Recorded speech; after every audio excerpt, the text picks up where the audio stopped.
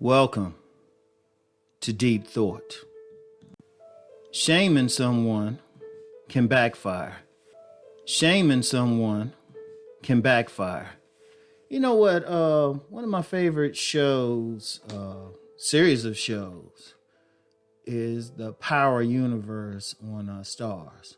Started with the TV show Power. You know, it had James St. Patrick, otherwise known as Ghost. And, you know, it was a good soap opera. It's a soap opera for men, you know, crime, drama period, and all of that. One of the reasons I liked it at first was that it wasn't about the crime, just the crime part, but him trying to get out of that drug dealing life. And, of course, it spawned off several sequels to the series. One of them is Power Book 2, Ghost, and which has his James St. Patrick's son, Tariq St. Patrick, who is in the life as well. And it's an interesting phenomenon. It's a very good show, but there's a supporting character on there who plays an attorney for Ghost. And, for people who this is a bit of a spoiler, but the series ended when Ghost, James St. Patrick, was shot by his son. So, you know, and of course, this Ghost Book 2 is continuing the story with his son. But there was a character on there who played an attorney.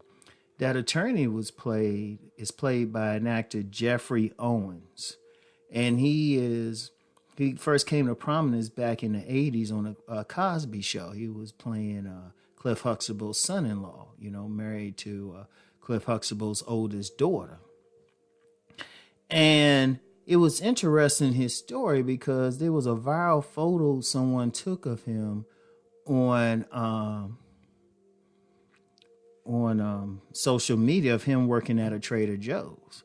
And they were trying to say, yeah, he was on this show. Now look where he's at. That actually backfired on the person trying to bring harm to him, because now he's back in. He ain't like superstar, but you know, he's back acting and everything.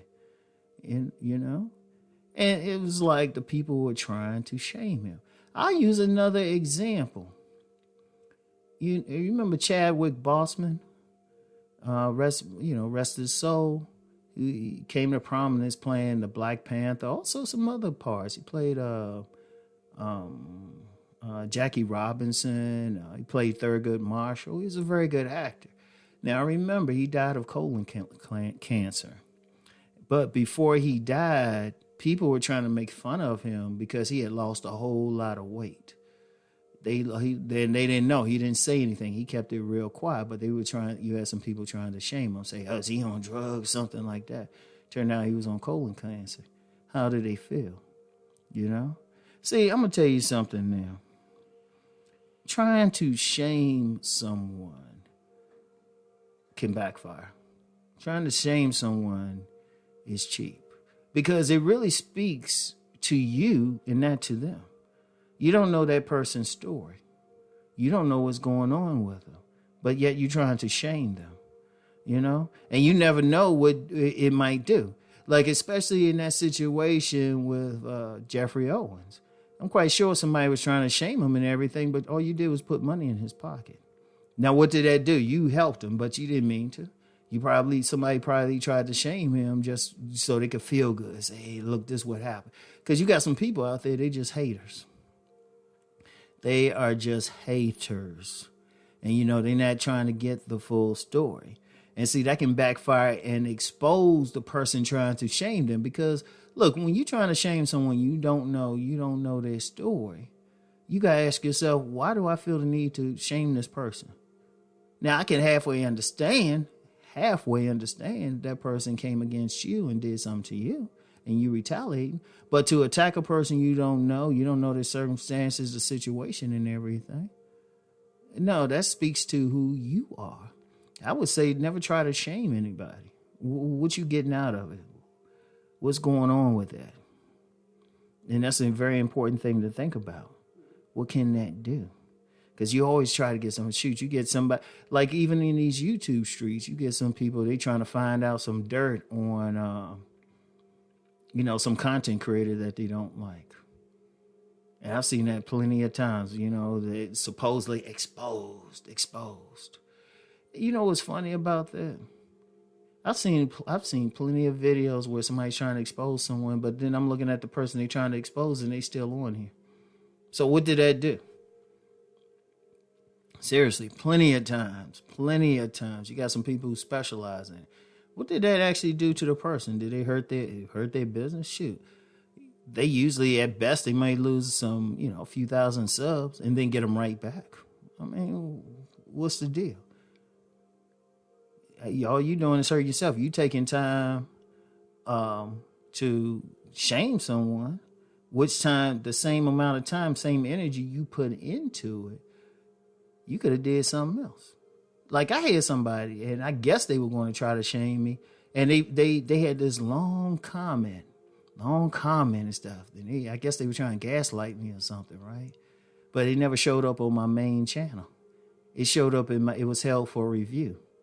And I laughed my butt off.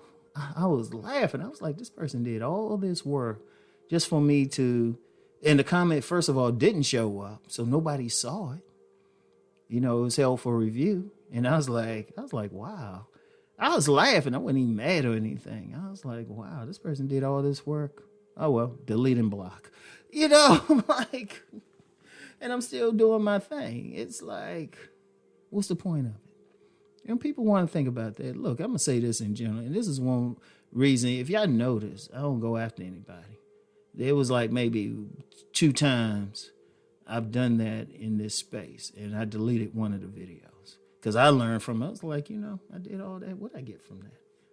And they had come after me.